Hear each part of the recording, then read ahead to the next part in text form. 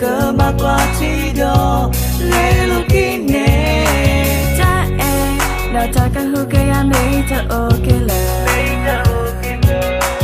số mà họ có ý cái lẽ số nhà đi mẹ lỡ chi là tôi đã chạy lâu mưu khô rõ họ cô thế này cha mu cha khu lỡ bơ gò cơ quét tờ cái ý họ có mấy cha sẽ có ra lỡ bơ wa li à mấy cha mẹ họ có ý mẹ mẹ ước là li à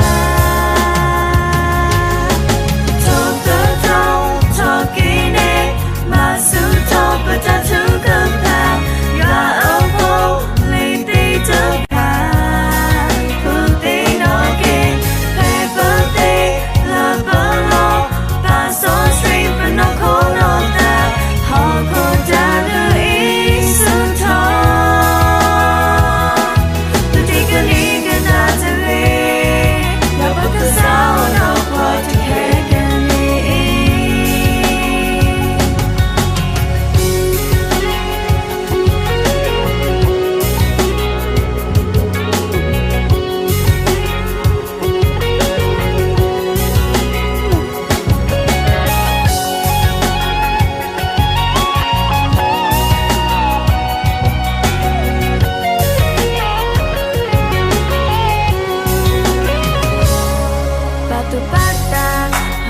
là quên nó trả cái cả xa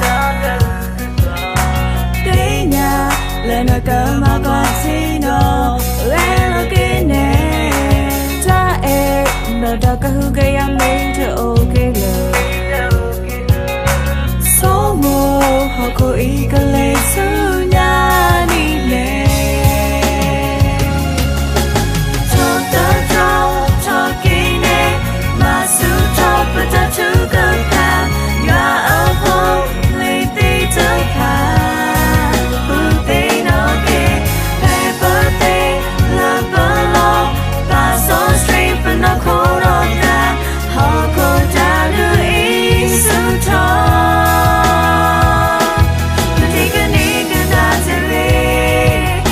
sao nó qua cho khe gần đi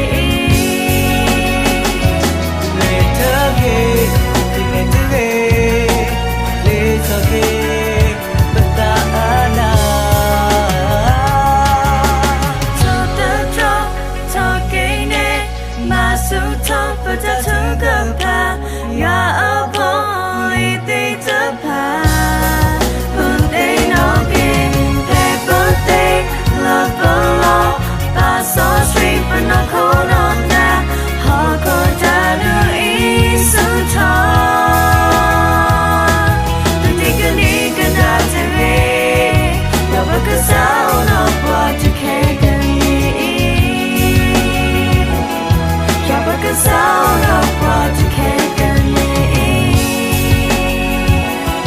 đâu có cái sao